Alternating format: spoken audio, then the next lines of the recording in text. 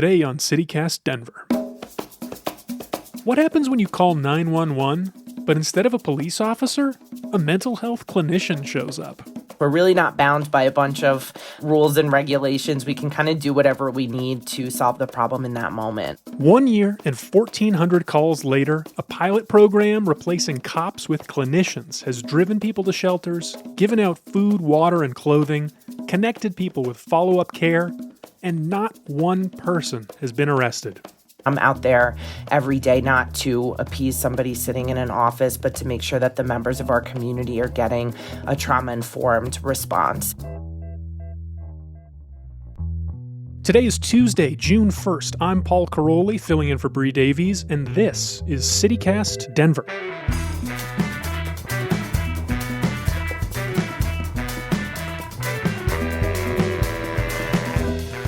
Let's take a look at the news. We're looking at a 30% chance of more rain this afternoon, but apart from that, it should be mostly sunny with a high around 72. The top story today is a development in the Tay Anderson saga. A DPS parent testified on Friday that 62 people, primarily students who are undocumented or DACA recipients, have shared a range of stories with her about a, quote, sexual predator within the district. The allegations were later connected to Tay, and they come 2 months after DPS started an investigation into a similar allegation made against the DPS board member in March. Tay is denying everything and says he expects to be back to his usual day-to-day work soon. There's some good news coming out of DPS too, though. The district has announced they'll be serving only meals cooked 100% from scratch next school year. That's thanks to a new deal with a company that brings professional chefs into school districts across the country. And the best part? This program is grant funded, so meal prices are staying right where they are. We're going to talk about the STAR program today, but first, Bree, this is your last day with us before your maternity leave, and you just talked to a really interesting person named Carleigh Sailon. Can we start with her? Can you tell me about her? So back in 2018, I was hosting a live podcast called Hello Denver, Are You Still There? I knew I wanted to have a conversation about mental health and policing, and a friend at the Harm Reduction Action Center said I had to talk to Carleigh. We talked on the phone last week for 10 minutes, but We did. yeah, give Carleigh a hand. Thank you. Carleigh's a mental health. Carleigh was awesome. So down to earth, friendly, and even keel for someone who works as a mental health clinician. She told me about what was then a new project where she, a licensed clinical social worker, was being paired with police to respond to 911 calls. At the time, this was a really cool new idea for Denver. Yeah, let's not put police in positions they're not trained to handle, like mental health crises. Since then, I've watched as the co-responder program evolved into the Support Team Assisted Response, or STAR program. Through STAR, Carleigh and her colleagues are responding to some of those same 911 calls with paramedics instead of police. STAR has by all accounts been an enormous success. It was inspired by a similar program out of Eugene, Oregon called Cahoots, and has now been around for almost exactly a year, and still has led to no arrests. That's 0 arrests out of almost 1,400 911 calls that could have otherwise gone to law enforcement.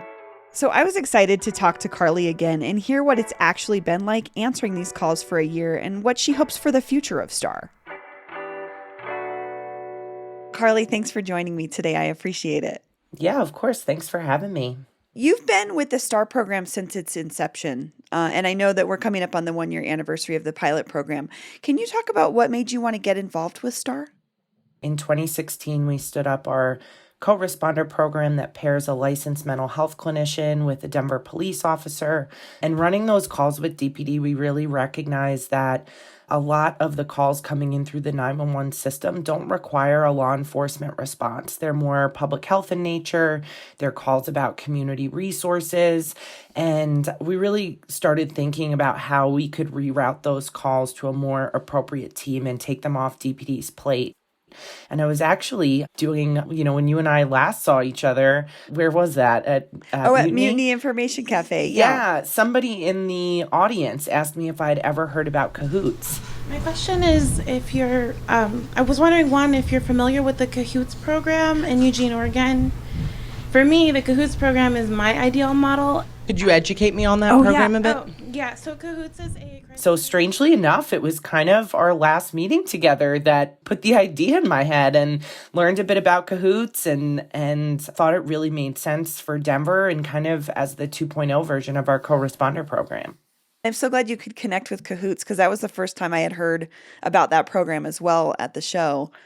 And yeah, it was such a cool serendipitous moment. I was just, you took the words out of my mouth. I was going to say it's a little serendipitous that we're chatting a year into the pilot, and really the first time I had heard about Cahoots was at, one of your events. Yeah.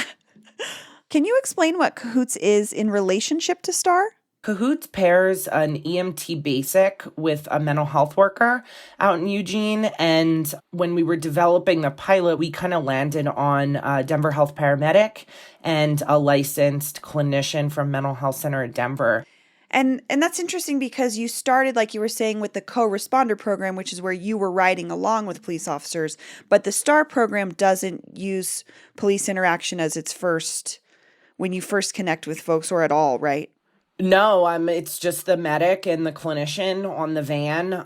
One thing that we really learned is that, DPD is really hungry for programs like this. About 30% of our calls are DPD showing up on scene first, recognizing that the call doesn't require a police response, and calling for STAR to take over the call. I constantly get asked, when are we getting more vans? This is great. You guys are more equipped to handle these calls. You can deal with them faster and more appropriately. So that was really encouraging.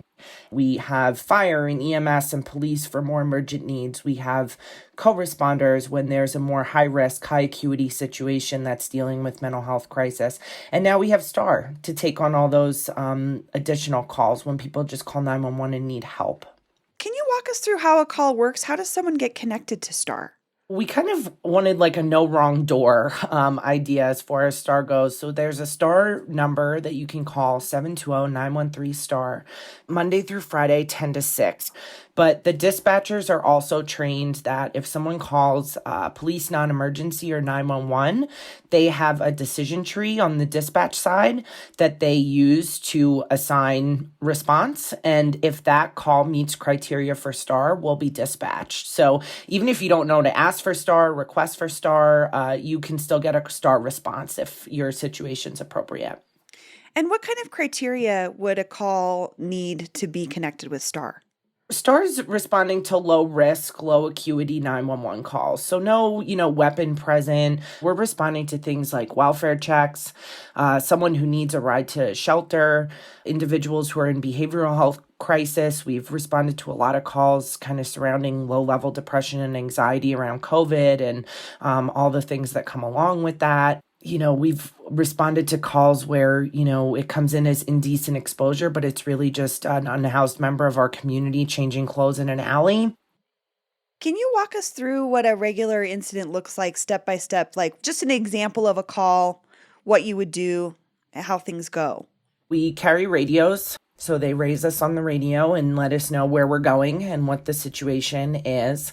We arrive at that location, and the STAR van's kind of, it doesn't have blue and red lights. It is stripped of kind of everything, all city insignia. We wear street clothes, so we look pretty, approachable, I'd like to think, and just, ask them what's going on and how we can help.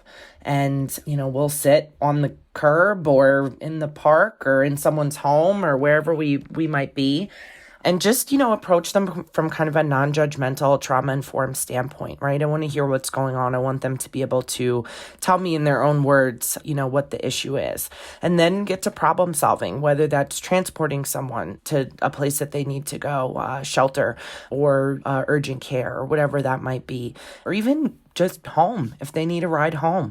And we'll take them in the van and offer them a snack and water. And if someone needs, more support, they're dealing with suicidal ideations or PTSD, I'll sit in the back of the van with them and chat with them while we're transporting them, and just make sure that they get connected to the appropriate resources so that they're not popping up on the 911 radar. I think, another thing we quickly learned was that we had to carry supplies on the van. We now have things like sweatpants, harm reduction supplies, like safe injection supplies, condoms, socks, gloves, and hand warmers in the winter. We're really not bound by a bunch of rules and regulations. We can kind of do whatever we need to solve the problem in that moment. And I really love that flexibility.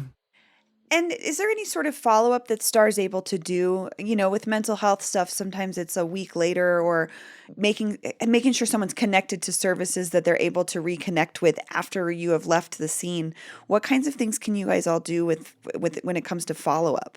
We have contacts at the VA, Colorado Coalition for the Homeless, wherever you may be receiving services, we can just call and put them on the phone with their treatment provider and reconnect them and make sure they're getting a follow-up appointment set up or someone's able to come outreach them.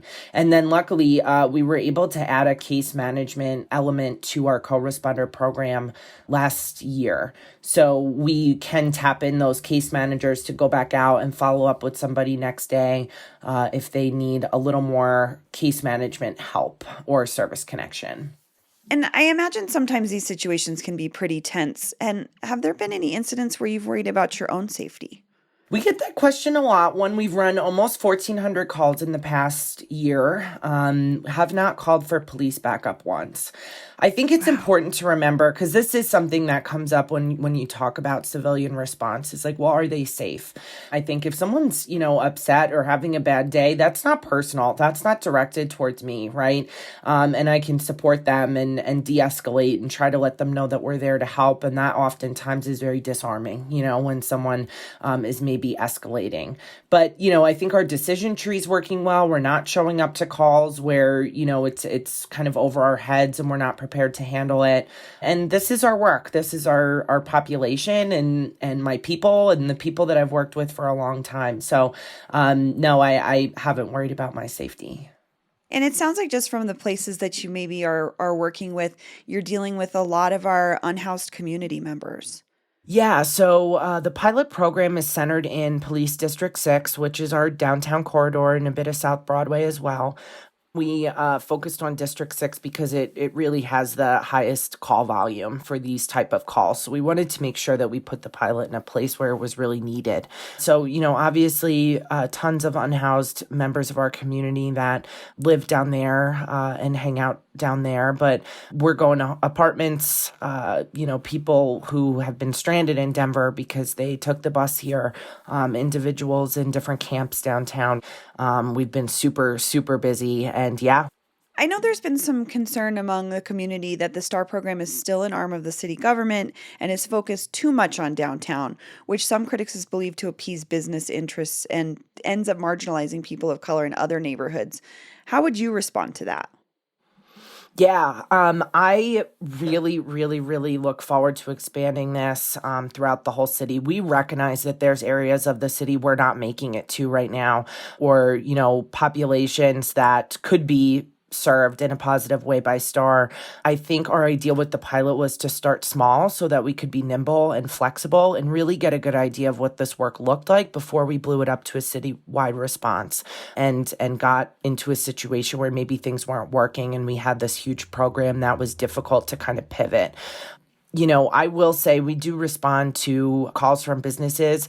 Also, I would say more so, individuals calling in and needing help. I'm not a city employee. I work for a non-for-profit. This work is really my true passion. And I'm out there every day, not to appease somebody sitting in an office, but to make sure that the members of our community are getting a trauma-informed response if they need to call 911. I think more vans will be great. There's even calls, downtown that we're not making it to because we only have one van. So really the idea of the pilot was to get a good idea of what this looked like and how the expansion needed to be informed with really good data. Carleigh, thank you so much. Of course, Bree. Thank you. I really appreciate it.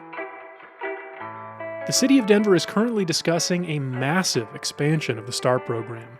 They've got plans to add 3 more vans and provide services 7 days a week from 6 a.m. to 10 p.m.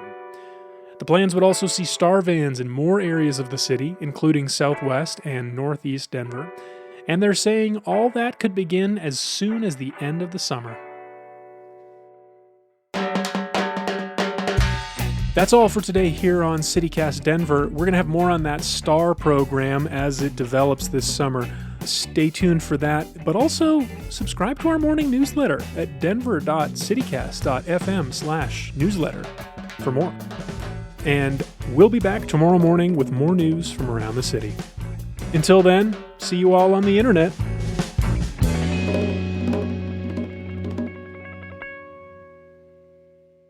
More smiling, less smiling?